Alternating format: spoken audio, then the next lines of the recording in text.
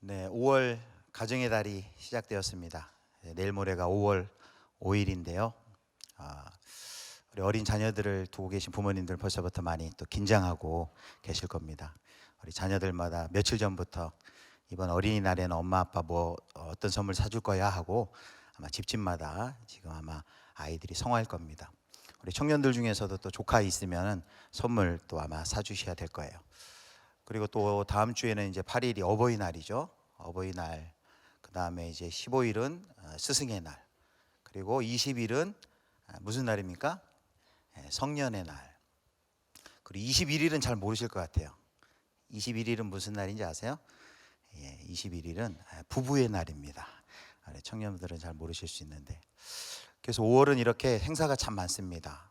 좋은 아빠도 돼야 되고, 좋은 엄마도 돼야 되고, 좋은 자녀도 돼야 되고, 좋은 며느리도 돼야 되고, 또 좋은 제자도 되어야 되고, 이렇게 해야 할 일도 많고, 그래서 분주하고 또 많이 바쁜 달이 5월 가정의 달입니다.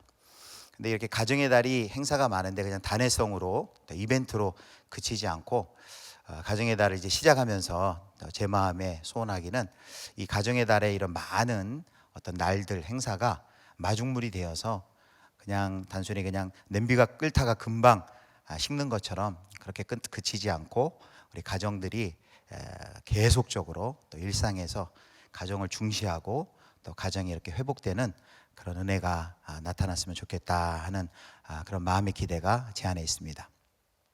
그래서 이제 오늘 금요기도회 이제 첫 가정의 달 첫 금요기도회인데 어떤 주제로 할까 하다가 이제 가정을 좀 잡아봤고요. 그리고 가정을 향하신 하나님의 마음이 어떤 마음일까 이런 주제로 한번 오늘 말씀을 같이 나누고 같이 우리 가정과 또 여러 가지 기도 제목으로 함께 기도를 좀 하려고 합니다.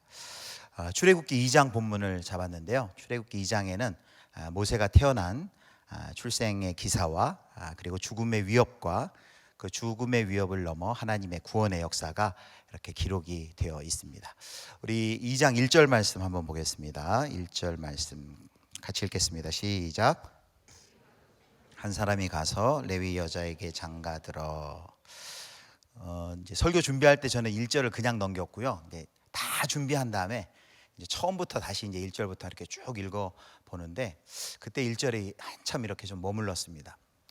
여기 보니까 이제 레위 가족 중에 지파죠. 한 사람이 가서 레위 여자 한 여자에게 장가들어 그랬습니다. 여기 이 남자 여자 이름이 안 나오죠. 물론 우리는 모세의 아빠 엄마라는 것을 다른 성경을 통해 압니다. 그래서 이 남자의 이름은 아므람이고 또 모세의 엄마 이름이 요게벳이라는 걸 아는데 하여튼 오늘 출애굽기 2장에는 이 사람의 이름도 나오지 않아요. 젊은 남녀의 이름도 나오지 않고 근데 남자가 한 여인을 만납니다. 사랑의 감정을 품고 또 데이트를 하고 교제를 하고 또 결혼을 해서 이렇게 믿음의 가정이 세워지는 것을 보게 되었습니다. 근데 가만히 1절을 보니까 이제 사실 이 2장은 잠시 뒤에 22절 1장 22절을 읽겠지만 그 애굽왕 바로가 하나님의 백성들을 멸망시키기 위한 어둠의 권세의 총 공격을 향한 하나님의 대안이 이제 하나님의 반격이 시작되는데 그 반격이 어디서 시작되냐 하면 이름도 없는 젊은 청춘 남녀가 만나서 교제하고 데이트하고 결혼하고 가정을 세우는 이런 일상에서 시작이 된다는 것이죠. 어떤 큰 재단, 어떤 큰 단체, 기구 이런 걸 통해서 하나님의 구원의 역사가 이제 본격적으로 시작되는 것이 아니라 젊은 남녀가 만나서 교제하고 데이트하고 믿음의 가정을 세우는 이 일상에 이 일들을 통해서 하나님의 구원의 역사 또 하나님의 선교가 이제 시작이 되었다는 것을 보게 됩니다. 여러분 우리 일상을 보면 사실 거창한 거 없잖아요. 맨날 지지고 볶고 특별한 것 없는 일상이잖아요. 근데 여러분 꼭 기억하시길 바랍니다. 우리의 일상이 우리가 볼 때는 하찮아 보이고 여기 별게 있겠나 싶지만 하나님의 구원의 역사가 이루어지고 하나님의 선교가 지금 진행되고 있는 하나님이 일하시고 있는 바로 하나님의 터전이란 것이죠. 그것은 또 2절에서도 우리가 또 지속해서 살펴볼 수 있습니다. 2절 보겠습니다. 그 여자가 임신하여 아들을 낳으니 그랬습니다. 여기 임신과 출산의 문제가 나오죠. 제가 이제 청장년진을 담당하고 있어서 이런 주제들이 더 눈에 오는지 모르겠는데, 결혼했고 임신하고 출산하고 조금 뒤에 가면 또 뭐 어떤 문제가 있어요? 육아, 양육. 청장년진에 아주 굉장히 중요한 이슈입니다. 결혼, 임신, 출산, 양육, 또 직장, 이사 이런 문제들. 근데 방금 1절을 말씀드리면서 나눴지만 여러분, 하나님 나라의 일이, 하나님의 선교가, 하나님의 구원의 역사가 이런 일상, 의식주, 먹고 자고 입고 이런 일상, 그리고 결혼하는 것, 또 데이트하는 것, 그리고 출산하는 것, 아이들 양육하는 것, 직장에서 일하는 것, 이런 일상 가운데서 그 하나님의 구원의 역사가 지금 계속해서 일어나고 있다는 것입니다. 여러분이 방금 이 예배당에 오기 전까지 오늘 하루 종일 직장과 가정과 일터에서 그 하나님의 나라의 구원의 역사를 지금 동참하시다가 지금 이 자리에 오신 것입니다. 자, 그런데 한 가정에 아기가 태어나는 것은 얼마나 즐겁고 행복하고 기쁜 일입니까? 그런데 이 아기가 태어날 때 이 집은 그럴 수만은 없었습니다. 그 이유가 1장 22절에 보면 그 배경이 나와 있죠. 22절을 보겠습니다. 1장 22절.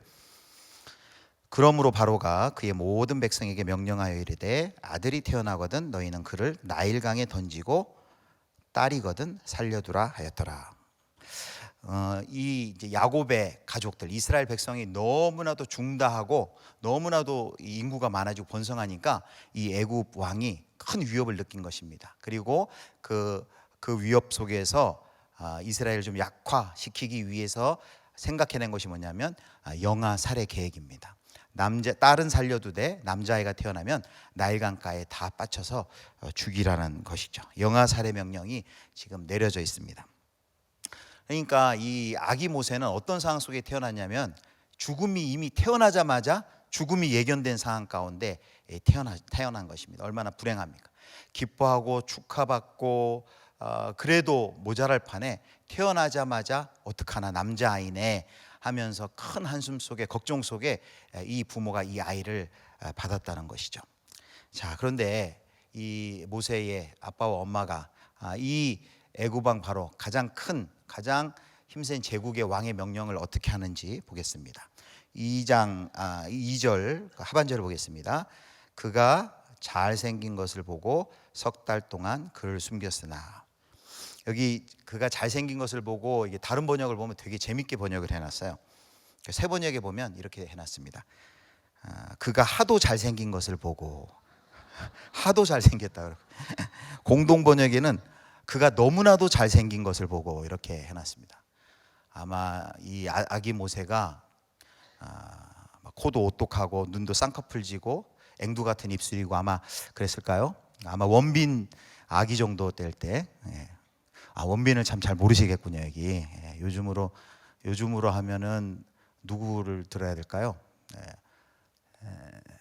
정후인 뭐 이런 요즘 한참 뜨는 박보검 뭐 이런 그런 아기 때 모습.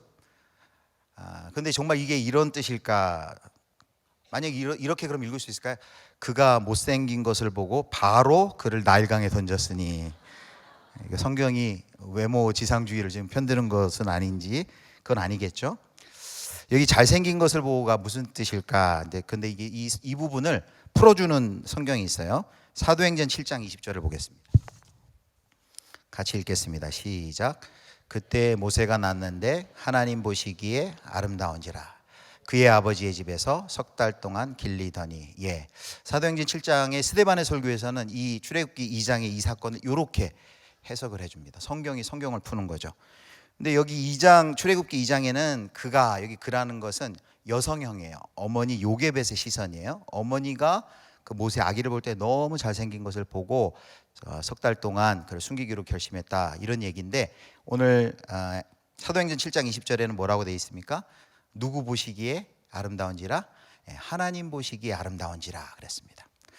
여기 그 출애굽기 2장에 나와 있는 잘생긴 것, 이 원어가 어떤 단어냐면 토부라는 단어예요. 토부, 히브리어 토부. 여러분 이 단어 많이 들어봤을 것입니다. 이 단어가 어디에 많이 나오냐면 창세기 1장에 보면 하나님께서 온 세상을 지으시고 매일마다 이렇게 말씀하세요. 하나님이 보시기에 어떻다고요? 좋았더라. 7번 이 토부를 말씀하세요. 하나님의 보시기에 좋았더라. 하나님께서 온 세상을 창조하시고 그때마다 그 창조 세계의 그 피조물들을 보시고 만족해 하시고 기뻐하시고 사랑했다라는 표현을 이렇게 보시기에 좋았더라 그랬어요. 근데 그것을 표현하는 것입니다. 사도행전 7장 20절에는 하나님이 보시기에 아름다운지라 그랬습니다.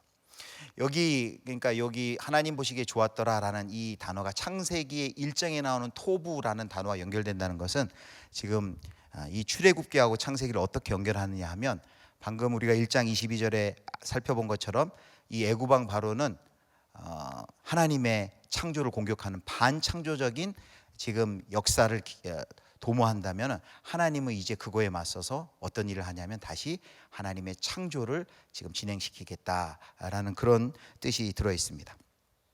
특별히 여기 또 2절에 보면 2장 3절 2절에 보면 이런 표현이 있죠. 그가 잘생긴 것을 보고 그랬습니다. 여기 보고라는 단어도 그냥 이렇게 저희가 눈으로 이렇게 본다는 그런 보고라는 뜻 너머에 깨닫다, 또 알다, 생각하다 그런 뜻이 담겨 있습니다. 그 아기를 보고 깨달은 것이 있어요. 알게 된 것이 있어요. 뭘 깨달았을까요? 이 아기가 하나님이 보내신 하나님의 존귀한 하나님의 백성이고 그리고 이 아들을 향한 하나님의 계획이 있다라는 것을 이 모세의 어머니가 그 아기를 볼 때 깨달은 거예요. 하나님이 보시기에 좋았다라는 그 하나님의 관점이 이 엄마에게 은혜로 엄마에게 덧입혀진 것이죠. 쉽게 설명하면 이 엄마에게 믿음의 눈이 생긴 거예요. 세상이 말하는 가치관의 관점으로 이 아기를 보는 것이 아니라 세상이 말하는 가치관이 뭐예요? 그 당시 남자아이는 다 나일강에 빠뜨려 죽여야 된다는 것이 그 세상의 가치관, 세계관이라면 아니다. 이 아기는 하나님의 백성이고 존귀한 존재다. 하나님이 이 아기를 향한 하나님의 계획이 있다라는 것을 이 아기를 볼 때 깨달은 은혜가 여기 있었다는 것입니다. 그래서 오늘 이 설교에서 우리 첫 번째 좀 적용점을 찾고 싶다면 우리가 바로 이 믿음의 눈, 특별히 오늘 가정이 주제니까 우리 여기 계신 또 우리 부모님들 또 청년들도 나 자신을 볼 때 이 하나님의 눈, 이 믿음의 눈으로 우리 자녀들을 보고 이 믿음의 눈으로 나 자신을 좀 보았으면 좋겠습니다. 여러분, 자녀를 볼 때 어떤 시각으로 우리 자녀들을 봅니까? 세상에 시각이 많이 들어와 있죠. 공부를 잘해야 존귀한 존재인가요? 또 외모가 정말 뛰어나야지 존귀한 존재인가요? 근데 이미 세상의 관점이 우리 가정 가운데도 이렇게 쑥 들어와 있는 것을 볼 수 있습니다. 제 이제 둘째가 이제 중3인데 우리 자녀들이 제발 설교할 때 우리 얘기 하지 말라 그랬는데 근데 이 예화가 목회자가 자녀 얘기하는 게 제일 좋거든요. 다른 집 얘기 뭐 하기도 좀 그렇고 오늘 또 안 온다는 소식을 듣고 제가 그냥 편하게 하겠습니다. 그러니까 중3인데 공부를 갑자기 너무 열심히 하는 거예요. 뭐 공부하란 말도 안 했는데 굉장히 열심히 하고 뭐 인강 좀 들을 수 있게 좀 등록 좀 해달라고 그러고 그래서 물어봤습니다. 너 왜 갑자기 이렇게 공부를 열심히 하니? 하니까 뜻밖의 말을 얘가 하는 거예요. 중3인데 이렇게 얘기를 해요. 아빠, 나 인서울 해야 돼요. 이렇게 얘기하는 거예요. 아니 서울에 살고 있는데 무슨 또 인서울을 해? 그런 뜻이 아니죠. 얘가 그 얘기를 어디서 들었을까요? 아마 학교나 학원에 가서 아마 그 얘기를 들은 것 같아요. 인서울 못하면 너 인생 망친다. 지금부터 너 열심히 공부해야 된다. 물론 학생들이 열심히 공부해서 좋은 대학 가는 거 뭐 나쁘겠습니까? 그러나 혹시라도 행여나 우리 자녀의 마음속에 인서울 해야만 내 인생이 보장된다. 마치 좋은 대학에 가야만 학벌이 좋아야만 내 인생이 보장된다라는 그 우상을 가지고 있다면 이거 정말 큰 문제 아니겠습니까? 저는 일부러라도 그래서 얘기해요. 야, 너 학교 다니기 싫으면은 안 다녀도 된다. 홈스쿨 해도 되고 뭐 대안학교 해도 되니까 너 너무 스트레스 받지 마. 공부하지 마. 저는 정말 진짜 그렇게 얘기해요. 그런데 이게 역효과가 나더라고요. 그렇게 말하면 말할수록 더 열심히 하려고 그래요. 여러분, 우리도 모르는 사이 우리 자녀들에게 이 세상의 가치관이 이렇게 들어와 있어요. 재작년에 2017년에 한국, 또 중국, 일본, 그리고 미국 4개국 젊은 청년들 1000명씩 4000명에게 설문조사를 했대요. 질문이 뭐였냐면 청년의 성공 요인에 관한 인식조사인데 무엇이 중요한 성공의 요인이라고 생각하십니까? 질문을 했는데 우리나라 대학생 1000명의 대답 중에 50.5%가 첫 번째 성공 요인이 뭐라고 대답한 줄 아세요? 뭐라고 대답했을 것 같아요? 네. 첫 번째 성공 요인이 부모의 재력이라고 대답했습니다. 부모의 재력. 다른 나라는 좀 달라요. 다른 나라는 뭐라고 대답했냐면 다른 나라는 첫 번째 성공 요인 1순위로 자기의 재능이라고 대답했습니다. 우리 이제 젊은 청년들이 부모의 재력이라고 해서 2위는 또 뭐냐면 인맥이에요. 인맥. 근데 이것도 인맥도 자기의 인맥이기보다는 부모의 인맥입니다. 그만큼 우리나라 청년들이 느끼는 이 절망감 또 박탈감이 크다는 건데요. 그래서 뭐 이제 금수저, 뭐 은수저, 흙수저 얘기도 나오고 또 뭐 설교 시간에 표현하기는 좀 그렇지만 이번 생에는 글렀어 뭐 이런 표현들도 이렇게 하게 됩니다. 이게 사실 이 세상의 가치관이잖아요. 부모 잘못 만나면 요즘 뭐 개천에서 욕난다 이건 옛날 말이고 이제 안 돼 이렇게 말하는 이 세상의 가치관이죠.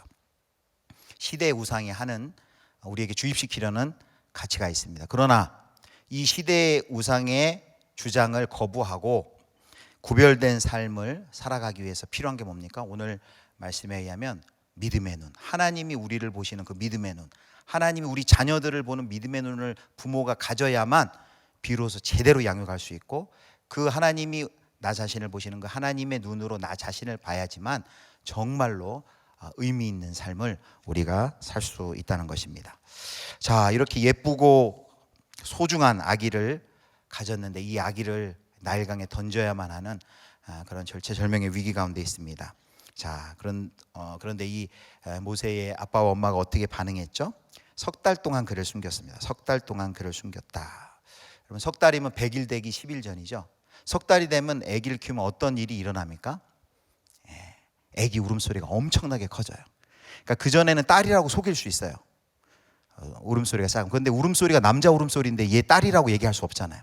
울음소리가 막 커져서 분명히 남자의 목소리이기 때문에 다 이제 소문나고 이제 이 아기 발각되기 직전입니다. 그러니까 석 달 동안 열심히 숨겼는데 3절에 보면 뭐라고 되어 있냐면 3절 보겠습니다. 3절 더 숨길 수 없게 되매 그랬습니다. 여러분 안타깝죠? 근데 여러분 여기 더 숨길 수 없게 되매 이게 뭡니까? 바로 우리 부모들의 실력이에요. 정말 마음 같아서는 석 달이 아니라 3년, 30년 평생을 지켜주고 싶지만 그 실력이 됩니까? 기껏해야 인간의 실력은 석 달이란 거죠. 석 달 그냥 힘써서 최선을 다해서 정말 지켜주고 싶은 마음이지만 석 달밖에 지켜주지 못하는 게 바로 인간의 한계예요. 부모에게 한계예요. 우리도 그렇잖아요. 부모가 뭐든지 다 주고 싶잖아요. 자식을 위해서라면 정말 뭐든지 다 해주고 싶잖아요. 숙제도 다 해주고 박물관 가가지고 사진도 찍어줘. 아이들 거의 초등학교 때는 아이들 숙제가 엄마 숙제예요. 아빠 숙제고. 그러나 그렇게 해줄 수 있는 게 있지만 애들을 키우다 보면 한계에 다다르죠. 석 달이 됐을 때를 우리가 깨닫습니다. 여러 가지 일들이 있죠. 석 달쯤 돼서 더 이상 숨길 수 없게 되면 자녀를 양육하면서 또 나의 삶을 살면서 나의 한계가 여기까지구나라고 우리가 깨닫는 순간이 반드시 오게 됩니다. 자, 그랬을 때 이 모세의 부모가 하기로 했던 행동이 무엇입니까? 뒤에 보니까 그를 위하여 갈대 상자를 가져다가 역청과 나머지를 칠하고 아기를 거기 담아 그랬습니다. 이대로 아기를 나일강에 빠뜨릴 수는 없고 어떻게 하든지 정말 기적과 같은 일이 일어나서 이 아이를 발견하는 애굽 사람이 불쌍히 여겨서 이 아이의 생명이 좀 연장될 수만 있다면 하는 마음을 가지고 이제 마지막으로 이 아기를 갈대 상자에 담는 작업을 합니다. 그런데 이 모세의 부모가 갈대 상자를 담을 때도 얼마나 정성껏 최선을 다해서 마지막 사랑을 쏟아붓는지 몰라요. 거기 보면 그녀가 이제 갈대 상자를 만들고 거기 역청과 나무진을 칠했다 그랬죠. 이게 방수제죠. 물 못 들어오게. 대충 발랐을까요? 그냥 대충 막 하고 자, 야 들어와 해가지고 이렇게 보냈을까요? 굉장히 이거 생각하면 이 엄마 아빠의 그 손길을 한번 생각해 보세요. 혹시라도 물이 셀까 어디 구멍 빈틈 없도록 아주 자세하게 아주 상세하게 정말 지극정성으로 발랐겠죠. 기도하며 발랐을 수도 있겠죠. 꼼꼼하게. 그리고 또 여기 그 엄마 아빠의 사랑이 담겨 있는 표현이 있는데 거기 보니까 아기를 거기다만 나일강가 어디에 두었다 그랬습니까? 예, 갈대 사이에 두었다 그랬습니다. 여기 갈대 사이란 표현이 그 밑에 내려가 보면 그 또 나옵니다. 그 바로의 딸이 발견했을 때도 이제 갈대 사이가 나오는데 왜 갈대 사이에 두었을까요? 요 장면을 그 이집트 왕자라는 애니메이션을 보면 그 묘사를 하는데 그 영화를 보면 이 갈대 상자가 막 물에 떠내려가요. 급한 급류에 떠내려가면서 막 악어가 막 삼키려다가 막 튕겨져 나가고 배 부딪히려다가 막 튕겨져 나오고 그러다가 왕궁으로 이집트 왕궁으로 들어가는데 그건 이제 영화니까 드라마틱하게 하려고 이제 그렇게 한 거고 오늘 성경의 표현대로 하면 갈대 사이에 두어서 잘 떠내려가지 않게 그 장소를 잘 찾은 겁니다. 그리고 또 사람을 만날 수 있는 곳 아주 그냥 가가지고 그냥 첫눈에 보이는 데 놓은 게 아니라 잘 탐방을 해가지고 이 아이가 살아날 수 있는 가능성이 높은 그 갈대 사이에 이렇게 둔 것이죠. 이 어머니 모세의 조심스러움은 그 표현에도 또 나오는데 3절 하반절에 보니까 나일 강가 갈대 사이에 어떻게 했다 그래요? 두고. 반대되는 표현이 뭐냐면 1장 22절의 하반절에 보면 애굽 왕 바로는 어떻게 하라고 명령하냐면 나일 강에 어떻게 해요? 던지고. 바로는 던지라 그러는데 엄마는 어떻게 해요? 잘 두고. 끝까지 그 어머니의 모성애로 사랑으로 이 아기 모세를 끝까지 지켜주는 그런 모습을 볼 수 있습니다. 자, 여기까지가 이제 3절인데 이제 4절로 넘어가면서 갑자기 엄마하고 아빠 얘기가 안 나와요. 여기 보면 여기 이제 그 앞에 보면 뭐 이렇게 히브리어를 보면 이제 주어가 여성인지 남성인지 해서 이제 엄마 요게벳을 가리킨다 이렇게 알 수 있는데 4절부터 보면 엄마가 나오지 않습니다. 요게벳 얘기가 안 나와요. 아빠도 물론 안 나오고. 여러분 왜 갑자기 4절부터는 엄마 아빠 얘기가 갑자기 사라졌을까요? 안 나온다 생각하십니까? 그렇다고 우리가 그냥 상식적으로 이 엄마 아빠가 여기까지 하고 이제 끝하고 내 할 일 다 했어, 미리암 네가 다 알아서 해, 이렇게 했을 리는 없을 거잖아요. 이것도 가만히 생각해 보면 아마 그래서 그러지 않을까. 예전에 요즘은 이제 그 복싱이 별로 인기가 없었는데 80년대 굉장히 복싱이 인기였습니다. 저희 아버지도 굉장히 복싱을 좋아해가지고 뭐 장정구, 박종팔, 백인천 뭐 이런 분들 이름 전혀 모를 수도 있어요. 이제 40대 이상은 다 아실 텐데 복싱을 굉장히 좋아했는데 그때 이제 가끔 이런 일들이 있었어요. 뭐 세계 타이틀전을 하거나 그럴 때 부모님을 이렇게 모셔오는 경우가 있었습니다. 장충체육관 이런데. 근데 이제 거기까지 오는 분은 굉장히 간이 크신 거예요.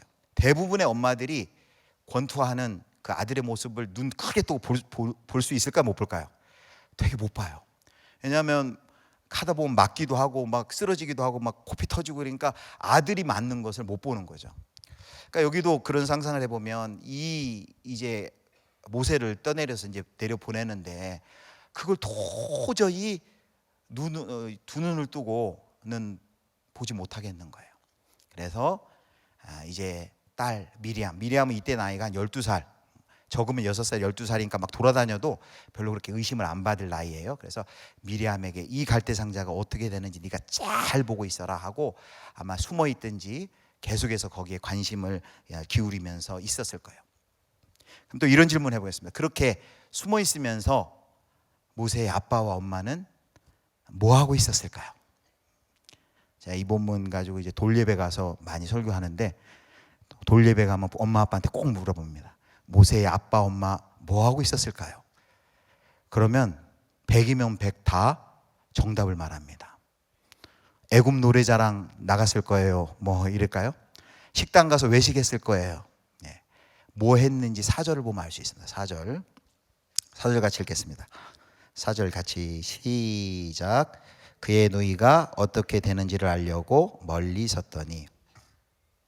누이의 행동이지만 사실은 여기 나오지 않는 이제 엄마와 아빠 아므람과 요게벳도 이제 같은 행동을 했다고 볼 수 있는데 여기 보면 어떤 표현이냐면 멀리라는 표현이 있습니다. 아마 들키지 않을 정도로 어느 정도 물리적으로 멀리 떨어져 있지만 사실은 물리적으로는 멀리 떨어져 있지만 심리적으로는 굉장히 가깝게 계속해서 관찰하고 있는 상황이죠. 근데 멀리 그 뒤에 보면 어떤 단어가 있습니까? 섰더니 그랬습니다. 섰더니. 여기 섰더니란 단어가 뭐 히브리어의 섰더니란 단어가 여러 가지 있는, 특별히 여기 섰더니란 단어 속에는 좀 이런 뜻이 있습니다. 확신에 찬 기다림. 뭔가 확신을 가지고 기대하는 마음으로 거기에 서 있는, 그냥 서 있는 것이 아니라 뭔가를 기다리는 확신에 찬 기다림. 어떤 확신에 찬 자기 입장을 가지고 거기 서 있는 거예요. 그러면 여기 미리암이 어떤 확신을 가지고 어떤 기다림을 가지고 거기 서서 그 갈대상자를 보고 있었을까요? 당연히 이 갈대상자, 우리 동생, 우리 아들, 선한 마음을 가진 사람에게 발견되어서 얘가 생명을 보존해야 될 터인데, 그리고 그 일을 하나님이 얘를 구원해 주셔야 될 텐데 라는 그 간절한 기다림으로 그 갈대상자를 지켜보고 있었겠죠. 그래서 여기 섰더니는 기도의 자세입니다. 기도의. 그래서 출애굽기 14장 13절에 또 비슷한 표현이 있어요. 너희는 두려워하지 말고 가만히 서서 여호와께서 오늘 너희를 위하여 행하시는 구원을 보라. 홍해 앞에 서 있는 그 이스라엘 백성들에게 이 가만히 서서 하나님의 구원의 그 역사를 간절히 기다리는 그 마음. 그래서 여기 4절에도 미리암이든지 아므람과 요게벳, 모세의 아빠와 엄마도 간절히 기다리는, 기도하는 마음으로 아마 기다리고 있었을 것입니다. 아까 질문 드렸죠? 갈대상자를 나일강에 띄우고 아빠와 엄마는 뭐 하고 있었을까? 여러분 대답해 주시기 바랍니다. 하나, 둘, 셋. 뭐 했을까요? 저는 간절히 기도했다고 생각합니다. 요게 저 혼자만의 생각이 아니라는 것을 최근에 그 요게벳의 노래란 그 복음성가가 나왔는데 이따가 저희 이제 부를 거예요. 그런데 거기 보니까 이런 가사가 있어요. 상자를 덮고 강가에 띄우며 간절히 기도했겠지, 이렇게 돼 있어요. 간절히 우리 모세 살려주세요 하고. 그때는 뭐 더 이상 할 수 있는 게 있습니까? 내가 할 수 있는 건 다 했어요. 30일간 90일간 석 달 동안 순교도 봤어요. 갈대상자에 역청도 치라고 다 막아가지고 띄웠어요. 더 이상 내가 할 수 있는 것은 이제 기도. 그러나 그것은 가장 강력한 그리고 가장 적극적인 신앙의 반응이겠죠. 자, 이렇게 할 바를 다하고 하나님께 맡겨드렸습니다. 하나님, 우리 모세 살려주세요. 모세 하나님 앞에 드립니다. 이 모세 하나님 살려주셔야 돼요 하고. 그 부모의 애절함이란, 그래서 사실 이 본문을 그 요게벳의 엄마의 마음, 특별히 엄마의 마음으로 이 본문을 읽으면 되게 마음이 짠합니다. 저도 이런 갈대상자에 띄우는 마음을 이제 아이들 양육하면서 이제 몇 번 경험해 본 적이 있는데, 제일 처음에 어렸을 때, 아까 오늘 둘째가 잘 소환되네요.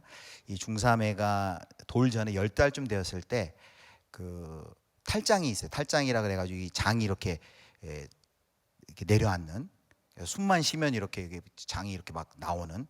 그래서 이 아이를 이제 병원에 데려가가지고 수술을 해야 되는데 10달 됐는데 이 전신 마취를 해야 된다는 거예요. 근데 이 전신 마취를 하려고 10달 된 아이를 전신 마취를 맡기면서 이제 의사에게 이렇게 넘겨줄 때, 그 넘겨주고 얘는 전신 마취하고 수술하고 부모는 수술실 밖에서 있는데 제가 뭐 했을까요? 뭐 인터넷 검색하고 있었을까요? 간절히 기도했겠지. 기도했습니다. 아내하고. 그때 이런 경험했는데, 아마 살면서 간절히 기도하는 이런 경험 많이 할 거예요. 가족 중에 뭐 항암 투병을 한다거나 또 불치병을 통과하고 있는 가족들 아마 간절히 기도할 것입니다. 또 가족이 사이가 좋지 못해 또 구원을 위해서 그 갈등의 회복을 위해서 또 간절히 기도하는 분이 있을 것입니다. 사춘기 청소년을 지닌 이제 부모님들 아마 절감할 거예요. 아이들 질풍노도와 같은 시기 잘 통과하고 돌아와야 되는데 간절히 기도할 겁니다. 또 우리 청년들 직장 취업이나 이런 문제를 놓고 몇 번 해도 너무 더디게 안 되는 거예요. 그때 할 바를 다 하고 원서를 다 내놓고 갈대상자 띄우듯 간절히 기도할 겁니다. 자, 그럼 하나님께서 이렇게 모세의 아빠와 엄마 그리고 누나가 간절히 기도하는 그 기도를 어떻게 응답하셨는가 한번 보겠습니다. 이제 마지막 이제 본문의 절정이고 가장 놀라운 역사가 이제 일어나는데요. 바로의 딸이 목욕하러 나옵니다. 왜 하필 또 그 순간에 바로의 딸이 목욕하러 나왔을까? 그냥 왕궁에서 그냥 신하들 시켜가지고 물 떠오라 그래가지고 했으면 됐을 텐데 왜 거기까지 나일강까지 나와서 목욕했을까? 주석가들 중에는 여기 그냥 단순히 목욕이 아니라 이 나일강이 성스럽다고 생각하기 때문에 아마 종교적인 정결 의식을 위해서 나왔지 않겠느냐 이런 주석을 합니다. 근데 이렇게 그 추상 같은 영아 살해 명령을 내렸던 바로의 딸, 그 공주가 나왔다가 이 갈대 상자를 발견하는 거예요. 근데 여기에도 보면 하나님의 그 섭리 손길이 있어요. 자, 한번 보시겠습니다. 거기 5절 보겠습니다. 바로의 딸이 목욕하러 나일강으로 내려오고 누가 나일강가를 거닐 때예요? 시녀들이 거닐죠. 이 나일강가 왜 거닐까요? 이 시녀들이 풍경 보려고요? 이 시녀들은 한마디로 말하면 여성 경호원이에요. 공주님 목욕할 때 나쁜 일 일어나지 않도록 거닐면서 이렇게 보호하는 거죠. 근데 시녀가 두 종류예요. 여기 시녀들이 있는데 그 뒤에 보면 다행히 만약에 이 시녀들한테 발견됐으면은 물어보지도 않고 그냥 야 이거 우리 왕께서 명령한 대로 히브리의 남자아이다. 발견되면 그대로 죽는 거예요. 그런데 그 시녀들한테 발견되지 않고 본문에 보면 누구한테 발견되냐면은 바로의 딸 공주가 먼저 발견합니다. 그리고 공주의 딸이 그 누구를 시키냐면 두 번째 나오는 여기 시녀는 몸종입니다. 몸종은 시키는 대로만 해요. 자기가 독자적으로 뭐 판단할 수 없어요. 가져오라 그래가지고 이렇게 열게 만드는 것이죠. 여기서부터 또 이제 하나님의 세밀한 역사들이 이제 보입니다. 여기 보면 사실 이 바로의 딸은 아버지의 명령 다 알고 있었어요. 지금 이게 어떤 명령이고 왜 그걸 했는지도 다 알고 있었고 아마 목욕하러 나왔다가 모르긴 몰라도 상상하기도 끔찍하지만 둥둥 떠가는 히브리 남자아기의 시체를 봤을 수도 있어요. 그런데 여기 갈대상자를 가져와서 열어보라고 하는데 열어봅니다. 딱 보는 순간 누군 줄 알았냐면 열고 아기를 보니 히브리 사람 아기로다 그랬죠. 근데 여기 기가 막힌 장면이 있어요. 딱 열었는데 아기가 어떻게 해요? 우는지라. 모세가 타이밍도 참 잘 잡았어요. 안 울었으면 아마 더 불쌍히 여김을 받지 못했을 텐데 알고 울었는지 모르고 울었는지 두려움 가운데 울었겠죠. 아기니까. 근데 이 특히 여성들은 이 그 아기 울음소리에 굉장히 민감하잖아요. 특히 그 산모 같은 경우 아기가 울면 이제 저희 아내 경험도 있는데 이 젖이 막 돈다 그래. 아기가 울면 그만큼 반응이 빠르요. 모성애가 발휘된 거죠. 만약에 울었는데도 불구하고 그를 불쌍히 여겨가 아니라 아주 그때 표독한 마음을 들어서 이 히브리 아기네 가서 빨리 죽여버려라 하고 내다버려라 이렇게 표독한 마음으로 명령할 수도 있는데 아기가 울고 그 울음소리를 듣고 그걸 볼 때 그 불쌍히 여기는 마음을 갖게 된 것, 이거는 하나님의 은혜 아니겠습니까? 그 마음을 만져주셨기 때문에 그랬다고 저는 생각합니다. 그래서 이 아기를 이제 살리기로 하죠. 근데 또 여기서 기가 막힌 또 타이밍, 그걸 또 보고 있던 그의 누이 미리암, 미리 알고서 정말 이렇게 했는지 모르겠는데 미리 암이에요. 이런 일들이 다 일어날 거 미리 알았는지 미리 알고 타이밍을 딱 맞춰가지고 가서 뭘 제안합니까? 히브리 산모를 데려올까요? 그래요. 왜 그 제안을 했냐면 당시 애굽 사람들은 히브리 아이를 애굽의 산모가 젖을 먹이면 부정탄다고 이렇게 생각을 한 거예요. 그러니까 히브리 아이는 히브리 더 어떤 사고가 커지기 전에 히브리 아기를 키우려면 히브리 산모를 구해야 되는데 키우기로 생각했으니까 그런 것까지 세밀하게 지금 다 생각을 해야 되는데 마침 이 소녀가 와가지고 그렇게 제안하니까 그렇게 해라 하고 허락을 합니다. 그래서 졸지에 이 미리암이 엄마 모세의 생모 자기 어머니 요게벳을 데려와가지고 그 아이를 데려가서 이 아기에게 생모의 젖을 먹이면서 여기 보면은 그 아기 키우는 양육비까지 받아가면서 국가 장학금이라고 할까 국가 양육비 받아가면서 최고의 교육 받게 하고 10절에 보면 이제 3살 젖될 무렵쯤 그 아이를 다시 공주에게 입양해서 이제 보냅니다. 그러자 공주가 의미심장한 표현이 있죠. 모세의 이름을 지어줘요. 10절에 보니까 그가 그의 이름을 모세라 하여 그래서 모세의 각주 일에서 건져냄이라고 되어 있죠. 내가 그를 물에서 건져내었음이라 하였더라. 모세라는 이름을 아이에게 지어줍니다. 여러분, 이 이야기는 굉장한 반전이 있는 겁니다. 여러분, 요즘에 그 어벤져스 엔드게임 많이 보실 텐데 끝에 가면 반전이 있잖아요. 그 반전을 얘기를 하면 어떻게 돼? 그게 막 스포가 되고 막 그 얘기했다고 막 가서 막 싸우기도 하고 막 부부 사이에 난리 나기도 하고 막 뭐 영화 얘기하려고 그러면 입 닥치라고 그러고 막 집에서도 저도 이제 첫날 개봉하는 날 봤는데 막 너무 얘기하고 싶은 거예요. 그래도 가족들을 위해서 얘기를 하면 안 되잖아요. 우리는 이 이야기를 다 알고 있지만 이 이야기를 읽을 때 얼마나 큰 반전이 여기 가운데 들어 있습니까? 하나님의 반전이. 어떤 반전이 들어 있어요? 여러분, 이 모세가 이 공주는 이름을 자기가 그를 물에서 건져내었다라고 해서 모세란 이름을 졌는데 이 물에서 건진받은 모세, 나일강에서 건진받은 모세가 나중에 이제 한 80여 년 후에 이스라엘의 지도자가 되어서 이스라엘 백성을 물에서 홍해에서 건져내는 그런 민족의 지도자가 되지 않았습니까? 만약에 이 바로의 딸이 이걸 알았더라면 살려줬을까요? 그는 모르고 한 것이죠.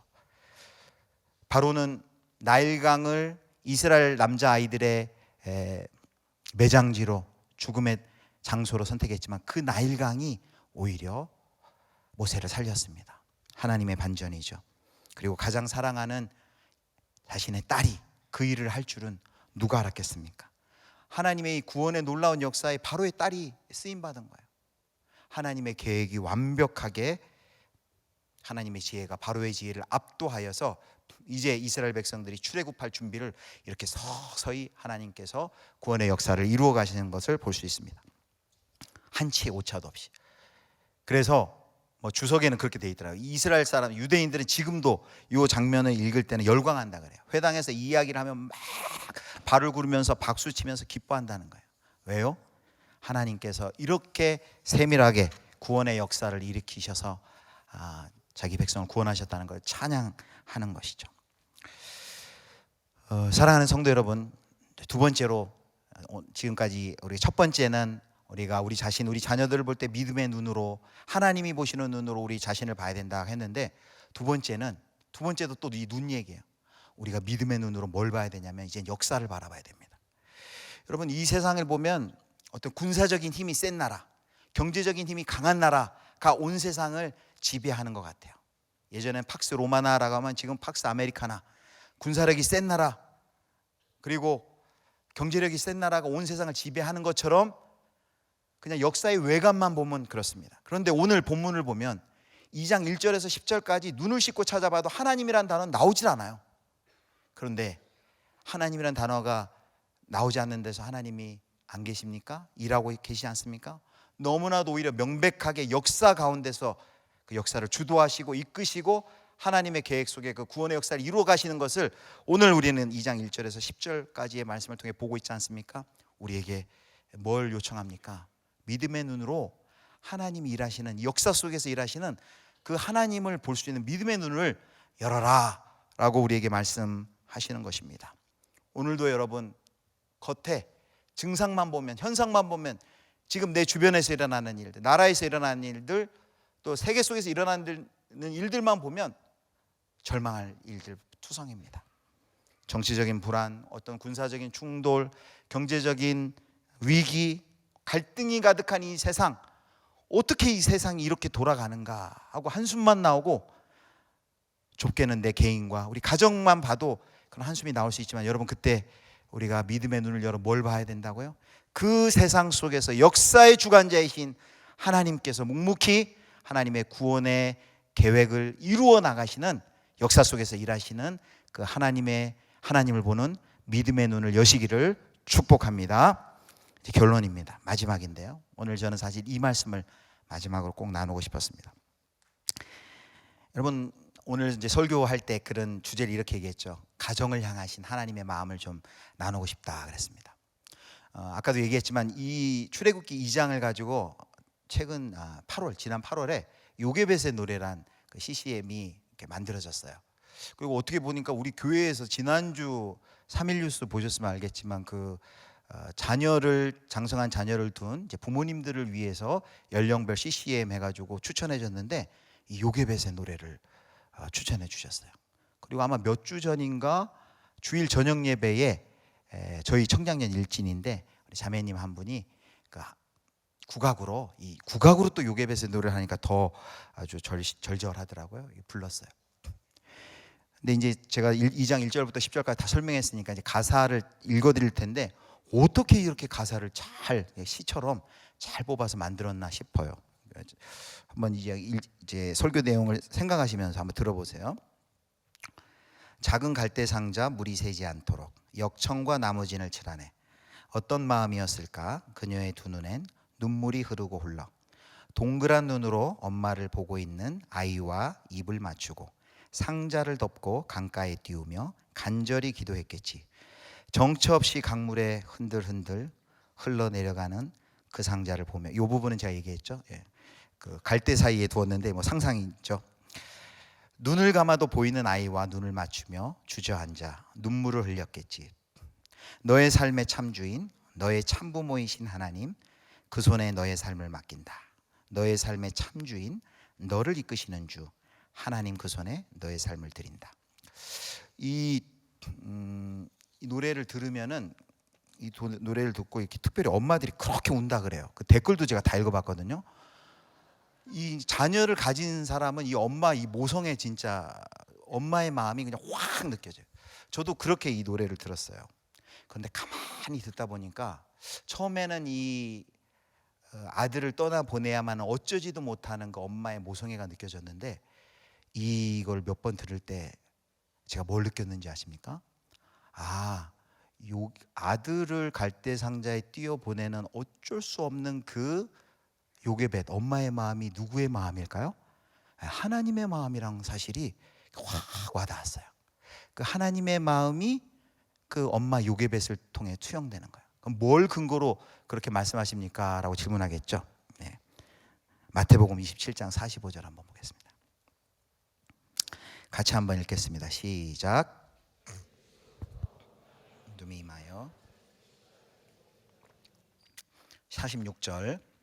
제9시쯤에 예수께서 크게 소리질러 이르시되 엘리 엘리 라마 사박다니 하시니 이는 곧 나의 하나님 나의 하나님 어찌하여 나를 버리셨나이까 하는 뜻이라. 여러분, 예수님께서 이제 십자가에 달리셔서 하셨던 그 기도, 그리고 십자가에 다실 때 어떤 일이 일어났는지를 보여주는 것입니다. 예수님이 가상칠언이라 하죠. 십자가에 달리셔서 고통 가운데 나의 하나님 어찌하여 나를 버리셨나이까. 이 당시는 십자가에서 온 인류의 죄를 다 짊어졌기 때문에 아버지라고도 못 부르고 나의 하나님 어찌하여 나를 버리셨나이까 라고 부르짖습니다.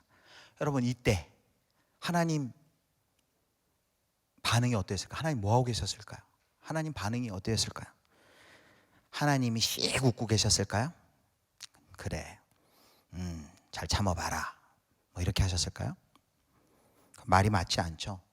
십자가에 달렸을 때 하나님의 마음이 어떤지 사실 25절에 보여지고 있어요.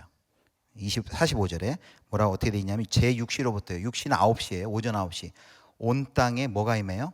어둠이 임하며 제9시까지 계속되더니 6시가 12시입니다. 12시부터 오후 3시까지 가장 정오 한낮 대낮에 온 땅에 어둠이 임해요. 여러분, 왜 어둠이 임했을까요? 이게 하나님의 눈물입니다. 그걸 못 보시겠다는 것. 어두워서 그 아들이 십자가에 있는 모습. 실제로 그래서 제가 대학생 때 인도에 선교 3주 선교 가서 길에서 스키 드라마를 했는데 제가 하나님 역할이었어요.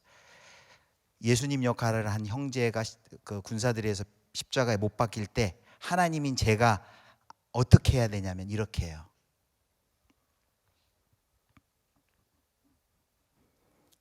뒤돌아서 그걸 안 봐요. 왜? 아들이 십자가에 못 박히는 것을 보고 너무 가슴이 아프니까. 여러분, 그래서 사랑하는 아들이 십자가에 달려야만 했고 그 아들을 죽여야만 하는 그 하나님의 마음, 그 하나님의 마음이 십자가에서 마음인데 그 마음이 그 하나님은 요게벳의 마음을 너무너무 잘 알고 있었다는 거예요. 우리는 그렇게 생각하죠. 고통당할 때 하나님은 뭐 날 외면하시는가, 아니면 모른 척 하시는가, 그렇게 생각할지 모르지만 여러분, 앞으로 고난이 있을 때마다 이렇게 생각하시면 돼요. 하나님이 아들을 달았을 때 그 안타까움과 그 심정으로 지금 고난 중에 있는 나와 함께 하고 있구나, 나를 인도하는구나. 욥이 시험 당할 때 우리는 욥기를 대충 읽으면 뭐 하나님이 내기 걸어가지고 욥이 웬 고생이야 하겠지만, 욥이 고난 당할 때 하나님이 어떤 심정으로 욥을 바라봤을까요? 아들 예수님이 십자가에 다실 때 그 마음을 가지고 욥을 바라보는 거예요. 왜? 하나님의 그 고난을 통해서 욥이 깨달아야 할 그 하나님에 대한 그 하나님의 목적이 있거든요. 기다리는 것이죠. 그 아들을 보내시는 그 아픔으로 우리의 고통과 함께 하시는, 그러니까 요게벳의 마음을 하나님이 누구보다도 잘 알고 있었고 그 기도를 정말 생생하게 들었던 것이죠. 얼마 전 세월호 이제 5주기였는데 희생자 아빠 중에 한 분이 전에 이런 기도를 했어요. 이런 기도 같은 녹두리를 했어요. 2학년 2반 허다윈 양 아버지인데 이렇게 기도했어요. 하나님은 제 마음 아실 거예요. 왜냐하면 하나님도 하나님의 자식 잃어보셨잖아요. 딸을 잃은 그 아버지의 마음을 하나님은 아실 거라는 거예요. 어떻게 해요? 아들을 십자가에서 달아서 죽는 것을 보셨잖아요. 사랑하는 성도 여러분, 모세를 나일강에서 건지신 그 하나님께서 아들 예수 그리스도를 통해서 그 아들 예수 그리스도를 십자가에 다시면서 우리를 죽음의 강, 죄악의 강, 허무와 죽음에서 우리를 살려내셨습니다. 그리고 자기 아들을 아끼지 아니하시고 우리 모든 사람을 위하여 내어주시니까 어찌 그 아들과 함께 모든 것을 우리에게 주시지 아니하겠느냐. 아까운 것 없이 우리를 사랑하시고 우리에게 모든 좋은 것을 주시고 우리를 만들어 가시고 우리를 빚어 가시고 하나님의 영광의 찬송으로 지금도 빚어 가시는 거예요. 그런데 우리는 사실 그 하나님에게 신뢰 못할 때도 많고, 자녀를 양육할 때도 그 하나님의 계획보다는 내 욕심과 내 야망을 투영시켜서 자녀를 손대려고 할 때도 많고, 여러분, 그러나 오늘 말씀을 통해 두 가지 기억하자고 했죠. 하나님의 눈으로, 하나님의 보시기에 좋았더라. 어떤 나의 학벌, 나의 어떤 재산, 어떤 나의 연봉, 나의 외모, 재능이 아니라 하나님이 우리를 보실 때 하나님이 보시기에 좋았더라 라는 그 믿음의 눈이 열어지시기를 축복합니다. 또 하나, 세상을 바라보면서 세상이 엉망진창인 듯 하지만 역사 가운데 일하고 계시는 그 하나님을 바라보시면서, 여러분, 그래서 요게벳의 노래처럼 우리의 참주인이신 참부모이신 하나님께 나 자신을 맡기고 그리고 우리의 자녀를 맡기는 그런 놀라운 은혜가 우리 모두에게 있기를 주님의 이름으로 축원합니다. 우리 요게벳의 노래 한번 같이 불러보겠습니다. 이 노래가 어려운데요, 우리 싱어들이 잘하니까 한번 따라서 불러보시면은 금방 따라할 수 있을 것 같습니다.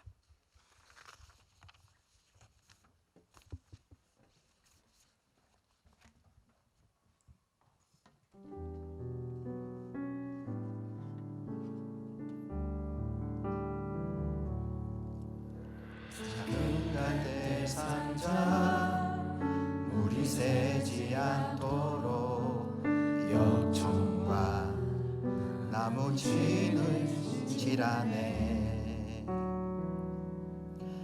어떤 밤이었을까 그녀의 두 눈에 눈물이 흐르고 흘러 동그란 눈으로 엄마를 보고 있는 아이와 입을 맞추고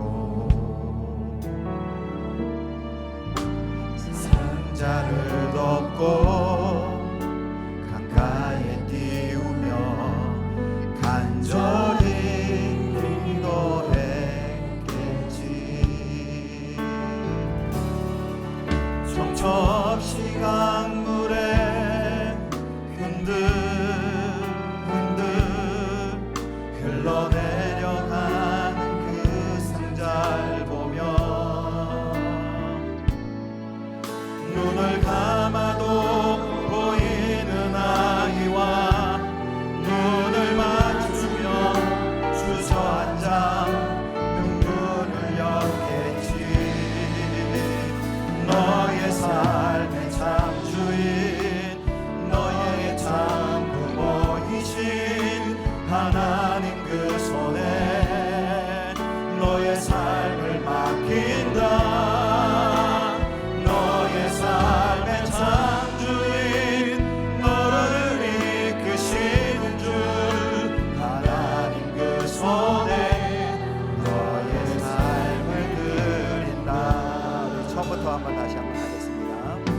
작은 갈대 상자 물이 새지 않도록 염소와 나무 지느질하네. 어떤 마음이었을까 그녀의 두 눈에 눈물이 흐르고 흘러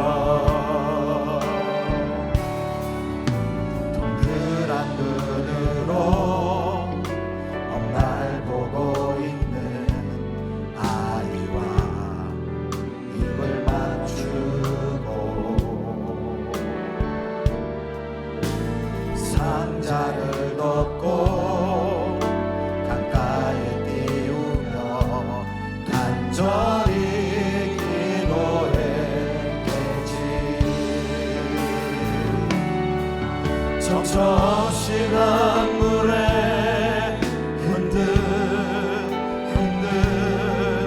흘러내려가는 그 상자를 보며 눈을 감아도 보이는 아이와 눈을 맞추며 주저앉아 눈물을 흘렸지. 너의 삶의 참주인 너의 삶 부모이신 하나님 그 손에 너의 삶을 맡긴다. 너의 삶의 참주인 너를 이끄시는 줄 하나님 그 손에 너의 삶을 드린다. 너의 삶의 참주인 너의 삶의 참주인 너의 참 부모이신 하나님 그 손에 너의 삶을 맡긴다. 너의 삶의 참주인 너를 이끄시는 줄 하나님 그 손에 너의 삶을 너의 삶의 참주인 너의 삶의 참주인 너의 참 부모이신 하나님 그 손에 너의 삶을 맡긴다. 너의 삶의 참주인 너를 이끄시는 주 하나님 그 손에 너의 삶을 맡긴다. 사랑하는 성도 여러분, 우리 첫 번째는 우리 말씀을 기억하면서 특별히 가정을 위해서 기도했으면 좋겠습니다. 두 가지 우리 믿음의 눈이 필요하다 그랬죠. 하나님, 내 자신과 우리 자녀들을 볼 때 하나님이 보시기에 좋았더라. 하나님의 눈, 하나님의 관점으로 우리 자녀를 보게 하시고 또 나를 보게 하여 주시고 또 이웃들을 볼 수 있도록 도와주십시오. 세상의 가치, 학벌, 재력, 또 외모, 연봉 이런 것으로 사람을 평가하는 것이 아니라 하나님이 우리를 얼마나 존귀히 여기시고 사랑하는지 그 믿음의 눈이 열어지도록. 또 두 번째는 세상의 역사 가운데 이 불투명한 온 세상의 역사, 세상은 경제력, 정치력, 군사력이 높은 그 어떤 존재가 세상을 이끄는 것 같지만 그렇지 않습니다. 역사의 이면을 보면 하나님이 온 세상을 주관하시고 다스리고 지금도 일하신다는 것을 볼 수 있는 그 믿음의 눈을 하나님 열어주셔서 이 하나님, 그 하나님이 우리의 삶의 참 주인이시고 참 부모이신 것을 깨달아 하나님, 우리 부모님께 내 자녀 드리게 하시고 나를 드립니다. 우리 부모님을 맡겨드립니다. 하나님 우리를 받아 주옵소서. 우리 말씀을 기억하면서 우리 주여 외치고 동성으로 기도하겠습니다. 주여.